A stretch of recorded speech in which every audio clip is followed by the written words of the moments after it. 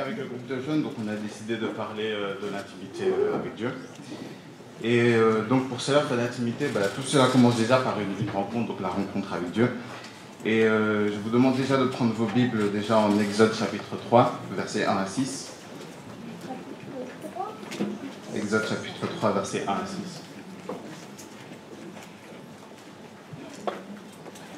Moïse faisait paître le brebis de son beau-père Jéthro, prêtre de Madian. Il mena son troupeau au-delà du désert et parvint jusqu'à Horeb, la montagne de Dieu. L'ange de l'Éternel lui apparut dans une flamme au milieu d'un buisson. Moïse aperçut un buisson qui était tout embrassé et qui pourtant ne se consumait pas. Il se dit alors, « Je veux faire un détour pour aller regarder ce phénomène extraordinaire et voir pourquoi le buisson ne se consume pas. » L'Éternel vit que Moïse faisait un détour pour aller voir, et il appela du milieu du buisson.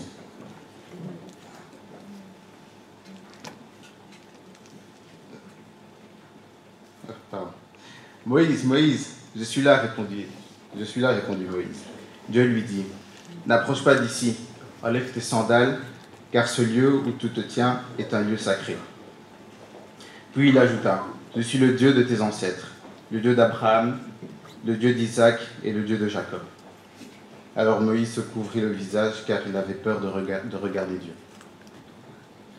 Donc, tout comme Moïse, on peut voir que sur notre chemin de foi, nous sommes appelés à rencontrer Dieu. Et c'est vrai que ça peut être bouleversant car notre vie change, mais c'est aussi le début d'une merveilleuse histoire et expérience avec Dieu, dans laquelle nous sommes appelés à vivre intimement avec Dieu. Et cette rencontre est tout à fait logique parce qu'on peut prendre l'exemple par exemple avec nos amis. On n'est pas directement intime avec nos amis, d'abord on les rencontre, ce qui est normal. Et puis après là, il y a plusieurs étapes qui font que nous sommes vraiment des amis, que nous avons une réelle relation très profonde. Donc comme j'ai dit, le thème c'est donc être en intimité avec Dieu. Donc d'abord, qu'est-ce que veut dire l'intimité? D'après le dictionnaire Larousse, donc l'intimité c'est une connexion familière et très affective et très étroite avec une personne, mais également ou suite à un certain nombre d'expériences communes.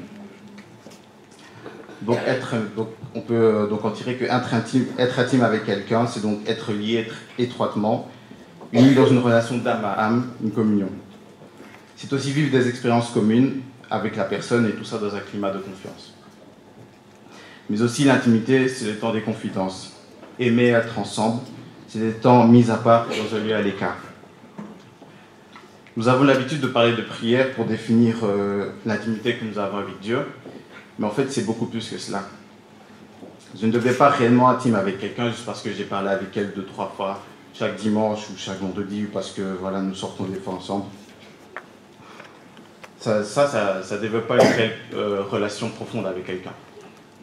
Avoir une relation personnelle avec Dieu signifie que nous devons faire place à Dieu dans notre vie quotidienne. Cela commence, comme j'ai dit, par la rencontre, tout comme Moïse, mais cela ne suffit pas. Car après la rencontre, il faut s'engager, prendre la décision de suivre si c'est notre volonté. Je laisse maintenant la suite à Anne-Sophie. Donc, comme Junior l'a dit, il ne suffit pas de rencontrer une personne pour développer une intimité avec cette personne-là, comme il ne suffit pas de croire en Dieu pour avoir une intimité avec Dieu. Il y a plein d'autres exemples comme celui-ci. Par exemple, il ne suffit pas d'aller à l'église, il ne suffit pas de porter un biblique, il ne suffit pas d'avoir une Bible dans sa maison pour avoir une intimité avec Dieu.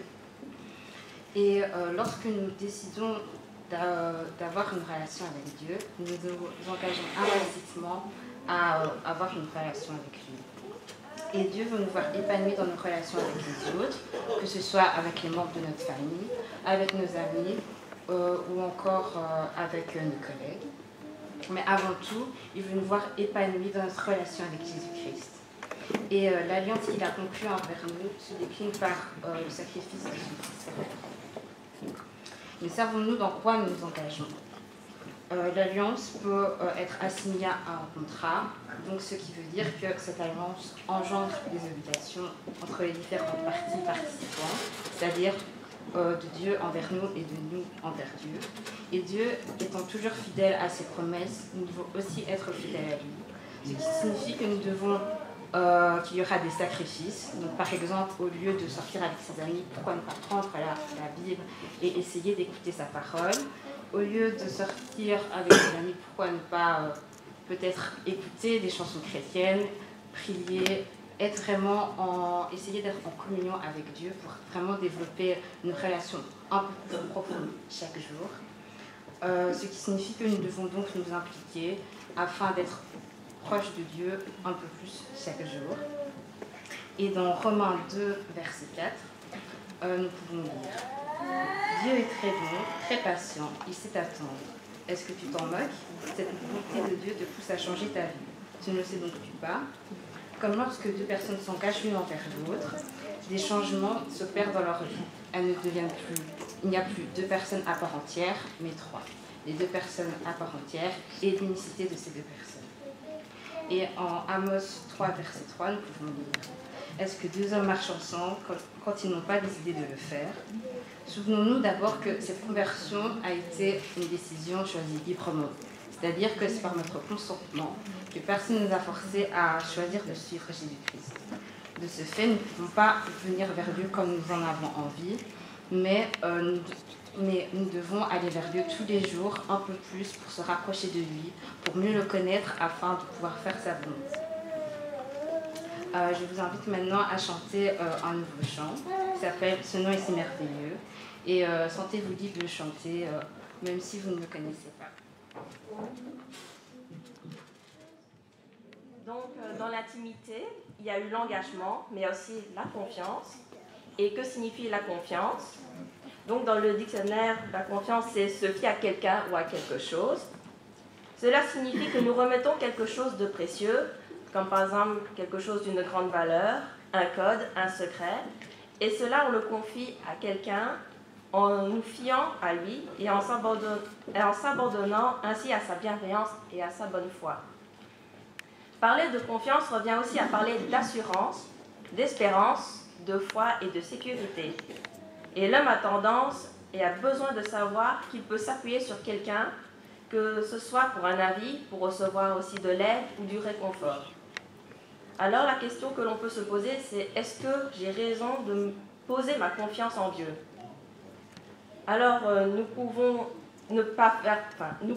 faire confiance à quelqu'un que nous ne connaissons pas. Est-ce que vous aurez plus tendance à mettre votre confiance en quelqu'un que vous venez de rencontrer ou en quelqu'un que vous connaissez? Et donc c'est là le secret, c'est apprendre à connaître Dieu pour pouvoir se confier, mettre sa confiance en lui. Quand quelqu'un nous demande de lui faire confiance, on a deux choix. Alors soit on peut l'accepter ou soit refuser et ne pas mettre sa confiance en lui. Et il en est de même avec Dieu. La raison principale pour laquelle nous devons faire confiance à Dieu est le fait qu'il en est digne. Contrairement aux hommes, il ne ment jamais et tient toujours ses promesses. Nous pouvons lire dans Nombre 23, verset 19, « Dieu n'est pas un homme pour mentir, ni le fils d'un homme pour revenir sur sa décision.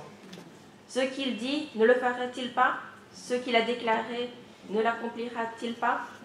Et dans Psaume 89, 34, il est dit, « Je ne lui retirerai point ma bonté et je ne trahirai pas ma fidélité. » Contrairement aux hommes, Dieu a le pouvoir d'accomplir ses plans et ses desseins. Ésaïe 14, verset 24 dit « L'Éternel, le maître de l'univers, en a fait le serment. Oui, tout se passera comme je l'ai projeté, ce que j'ai décidé s'accomplira. » Si nous cherchons de connaître Dieu, de lire sa parole pour mieux le comprendre, pour le connaître, nous verrons qu'il est digne et notre foi en lui grandira complètement de jour en jour. Le connaître, c'est lui faire confiance. Nous pouvons apprendre à avoir confiance en Dieu, en voyant comment il s'est montré digne de confiance dans notre vie et celle des autres. En 1 Roi 8, verset 56, nous lisons « Béni soit l'Éternel qui a donné du repos à son peuple Israël. » Conformément à toutes ses promesses, de toutes les bonnes nouvelles qu'il avait prononcées par l'intermédiaire de son serviteur Moïse, aucune n'est restée sans effet. Alors, ai-je raison de lui faire confiance et de mettre ma confiance en lui? Assurément, car il en est digne. Pouvons-nous aussi lui faire confiance dans les moments difficiles, dans des situations qui sont plus compliquées? La Bible nous donne plusieurs versets sur lesquels se fier pour mettre notre confiance en Dieu. Donc, dans le texte que nous allons lire, maintenant, je vous invite à ouvrir dans Lamentation 3, versets 21 à 33. Lamentation 3, versets 21 à 33.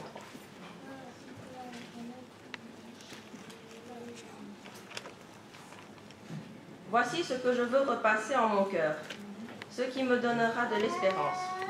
Les bontés de l'Éternel ne sont pas épuisées, ses compassions ne sont pas à leur terme. Elles se renouvellent chaque matin, ô que ta fidélité est grande. L'Éternel est mon partage, dit mon âme. C'est pourquoi je veux espérer en lui. L'Éternel a de la bonté pour qui espère en lui, pour l'âme qui le cherche. Il est bon d'attendre en silence le secours de l'Éternel. Il est bon pour l'homme de porter le joug dans sa jeunesse. Il se tiendra solitaire et silencieux parce que l'Éternel le lui impose. Il mettra sa bouche dans la poussière sans perdre toute espérance. Il présentera la joue à celui qui le frappe et se rassasiera d'opprobre. Car le Seigneur ne rejette pas à toujours. Mais lorsqu'il afflige, il a compassion selon sa grande miséricorde. Car ce n'est pas volontiers qu'il humilie et qu'il afflige les enfants des hommes. Mettons notre confiance en lui et tournons-nous vers lui. Lorsque nous sommes dans une situation difficile et que nous ne savons pas quoi penser, nous devons prendre la peine de nous souvenir de ce que Dieu peut faire. Il est bon et il ne s'en épuise jamais. Bien au contraire, chaque jour, il renouvelle ses bontés envers nous et aussi ses grâces. En son temps, Dieu répondra à ma situation, à votre situation, et il agira certainement. Maintenant, je vous invite à chanter le chant suivant, « Toi seul me suffis ». Nous allons chanter, et si vous voulez, vous pouvez chanter aussi. Alors, comme il a été dit, pour avoir une relation intime avec Dieu, il nous faut nous engager et avoir confiance en lui, et bien sûr le rencontrer. C'est le fondement d'une intimité avec Dieu, le must-have, ce qu'il faut absolument avoir. Ensuite, nous devons être dans sa présence, être connectés 24 heures sur 24 avec lui. Toujours être dans sa présence. C'est une manière de garder contact avec lui et de développer la relation chaque jour, augmenter notre niveau d'intimité avec lui. En effet, nous ne serons jamais rassasiés de la présence de Dieu. L'homme est appelé à être toujours avec Dieu parce que, premièrement, on a été créé par Dieu et pour sa gloire. Mais comment est-ce qu'on peut être tout le temps en connexion avec Dieu alors qu'on a d'autres occupations comme les études, le travail, etc. Eh bien, dans 1 Corinthiens 10, verset 31, il est écrit « Soit donc que vous mangiez, soit que vous buviez, soit que vous fassiez quelque autre chose, faites tout pour la gloire de Dieu. » Nous devons glorifier Dieu dans tout ce que nous faisons. La manière dont on parle, la manière dont on se comporte, la manière dont on gère certaines situations, la manière de répondre aux personnes doit glorifier Dieu. Ainsi, non seulement nous respectons ses commandements, mais aussi nous lui montrons notre amour pour lui. Car Jésus dit « Celui qui m'aime garde mes commandements ». Mais en plus de ça, c'est une manière de rester dans sa présence. Habituons-nous aussi à avoir des moments de qualité avec Dieu, des moments privés. Dieu cherche toujours à nous communiquer des choses, à avoir une conversation avec nous. C'est donc pourquoi il nous est utile d'aller dans un endroit secret, là où personne ne pourra nous entendre, là où on sera seul à seul avec Dieu, ouvrir sa parole et lui demander « Seigneur, qu'est-ce que tu veux me dire aujourd'hui? Quelle est ta parole pour moi aujourd'hui ?» La méditation de la parole nous aide à connaître Dieu, le comprendre et à nous comprendre nous-mêmes. Car oui, Dieu, il nous révèle des choses sur nous à travers sa parole, mais aussi sur lui. Par exemple, il nous révèle son plan pour notre vie. 1 Josué 8 dit que ce livre de la loi ne s'éloigne point de ta bouche, médite-le jour et nuit pour agir fidèlement selon tout ce qui est écrit. Car c'est alors que tu auras du succès dans tes entreprises, c'est alors que tu réussiras. La prière aussi est bien évidemment essentielle, car c'est par la prière qu'on remercie Dieu, On lui dit tout ce qu'il y a dans notre cœur, on lui fait part de nos fautes, de nos problèmes, et on lui raconte aussi comment s'est passée notre journée. 1 Thessaloniciens 5, verset 17 nous dit « Priez sans cesse ». Ensuite, nous vient l'obéissance et la soumission à Dieu. Il est très important d'être soumis à Dieu et de lui obéir. Dieu est notre Père. Comment est-ce que est une relation entre un père et ses enfants désobéissants? Bien sûr, défaillante. La communication deviendra compliquée, difficile. Et voilà, et on va perdre du temps aussi parce qu'il faut savoir que Dieu est intemporel. Donc lui, il a tout le temps. Mais nous, notre temps sur terre est limité. Et donc, il faut perdre le moins de temps possible dans la présence de Dieu.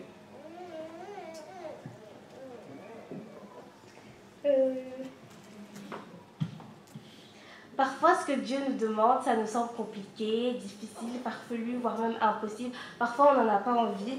Mais là, il faut encore lui faire confiance, car il connaît les projets qu'il a formés pour nous, projets de paix et non de malheur.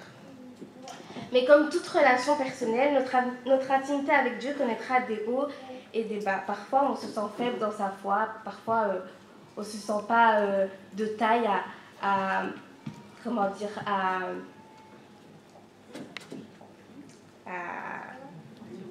surmonter des épreuves, voilà, merci.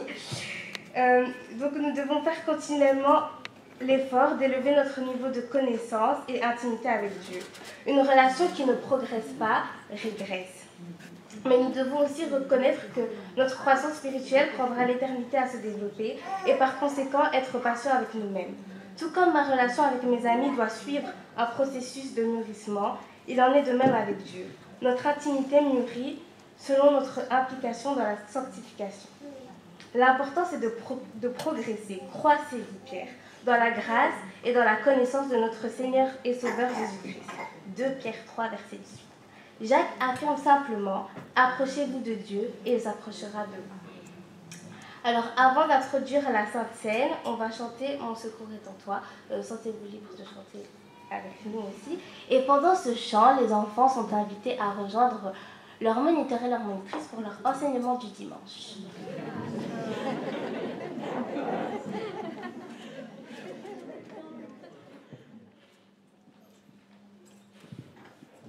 Bonjour à tous et à toutes. J'aimerais introduire la Sainte Seine par une lecture en 2 Corinthiens 12, les versets 1 à 10. Faut-il se vanter? Cela ne m'est pas utile. Je viendrai cependant à des visions et à des révélations du Seigneur. Je connais un homme en Christ qui, il y a 14 ans, a été enlevé jusqu'au 3e ciel.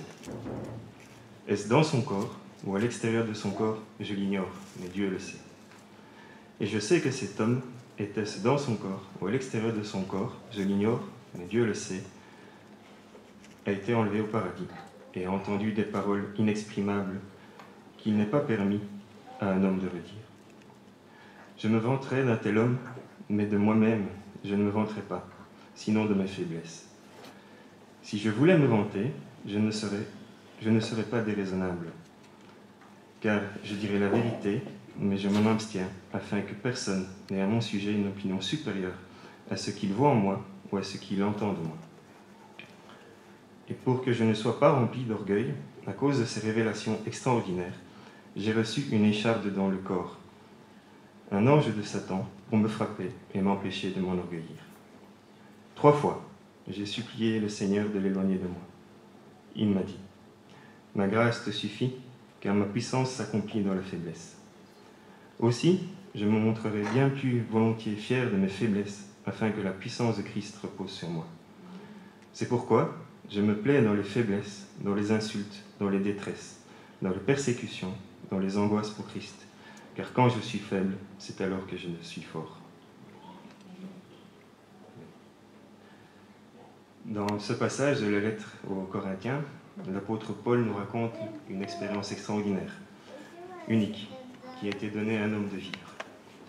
Il a été enlevé au paradis, là où il a entendu des paroles merveilleuses, mais qui ne sont pas permises à l'homme d'être répétées.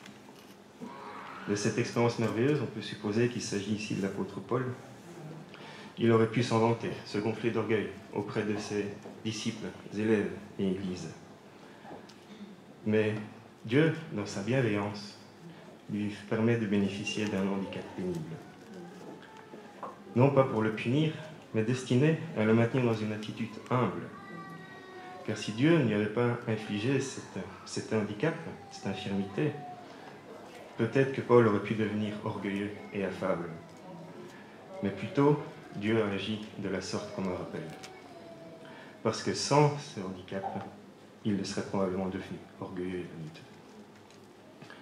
N'oublions pas que Paul, qui avant d'être apôtre et chrétien, a été la pure crapule de son espèce pour nous autres chrétiens. Il nous persécutait, il nous chassait aux quatre coins d'Israël. Et par la venue de Jésus-Christ dans sa vie, il lui a ouvert les yeux. Paul lui-même le reconnaît, ce n'est pas parce que je suis né de nouveau que j'ai quitté ma chair, la chair du vieil Adam. Cette chair qui porte le péché et qui est constamment attirée par les ténèbres, elle s'opposera en permanence à la lumière divine. Nous autres chrétiens de toute origine, qu'on soit africains, asiatiques, européens, américains, nous sommes aussi constitués de cette même chair. Nous aimons nous croire, de temps en temps, malheureusement, parfaits, que tout peut nous réussir, que nous sommes indépendants de la volonté de Dieu. Nous aimons nous figurer libres de nos actes. Que puisque nous avons été sauvés une fois pour toutes, tout nous est permis. On peut faire ce que l'on veut. Car malheureusement, actuellement, notre monde est régi par ce vieux slogan datant de la fin des années 90 et 80, « Il est interdit d'interdire ». Aujourd'hui, dans ces temps incertains, où la démesure et le no-limite ne cessent de régner, si on ne laisse pas une place à Dieu dans notre vie, mais nous trouvons des excuses toujours à toute immoralité, quelle qu'elle soit. Ainsi, la fidélité conjugale, l'abstinence avant le mariage, deviennent source d'épanouissement personnel et sexuel. Les caricatures, l'insolence, les insultes deviennent une liberté d'expression. Et je ne vais pas vous faire la liste parce qu'elle est très longue et quasiment infinie. Mais Dieu, parce qu'il a tant aimé sa création, nous a sauvés du péché et du mensonge, par un acte ultime d'amour qui fut le dernier sacrifice, celui de Christ sur la croix, afin de nous libérer du jugement et de nous libérer de cette chair qui nous empêche d'être parfois en pleine relation avec Dieu.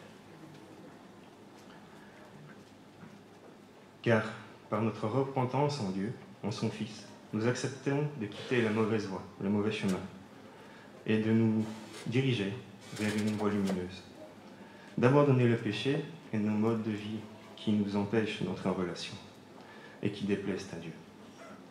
Sans cela, sommes-nous vraiment chrétiens nés de nouveau? Tout comme Paul, qui fut imparfait par son handicap, nous aussi, nous pouvons avoir une incapacité physique, une difficulté personnelle que nous pouvons guérir seuls, ou une difficulté spirituelle, qui peut nous faire souffrir notre entourage. Mais Dieu n'en prend pas soin de nous en guérir. Et nous pouvons parfois avoir de l'amertume vis-à-vis de cela, se demander pourquoi. Mais soyons certains qu'il a sa raison. Et même si nous acceptons Christ en nos cœurs, nous guidant sur le chemin qui est droit et juste,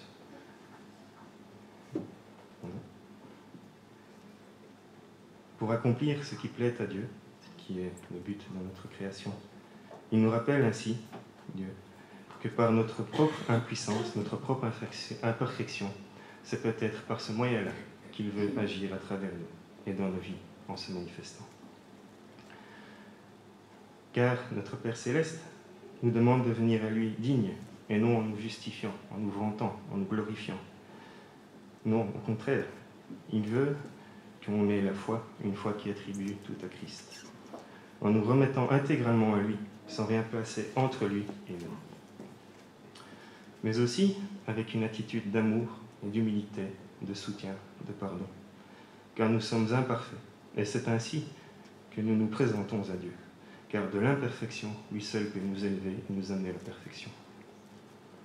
Que nous soyons abattus, déprimés, en colère vis-à-vis de nos échecs, vis-à-vis de nos péchés, que l'on ait eu des disputes entre frères et sœurs, alors que nous avons pardonné, Nous sommes alors dans la juste mesure et attitude pour nous présenter devant Dieu, et ainsi de pouvoir partager ensemble la Sainte Seine, le pain et le vin, car nous nous reconnaissons imparfaits dans notre propre chair. En prenant part à la Sainte Seine, nous signifions que nous formons un même corps en Christ, que nous lui donnons notre confiance et légitimité de gouverner nos vies, de nous éduquer. Soyons unis dans la foi en Christ et en sa mort sur la croix. Confions-nous à lui, confions-lui nos péchés, confessons-nous, tout en nous repentant et en nous présentant humblement devant Dieu, et dans le ainsi que dans ce que nous allons faire maintenant à la Sainte Seine, dans le partage du pain et du vin. J'invite mes sœurs qui ont été désignées pour le partage.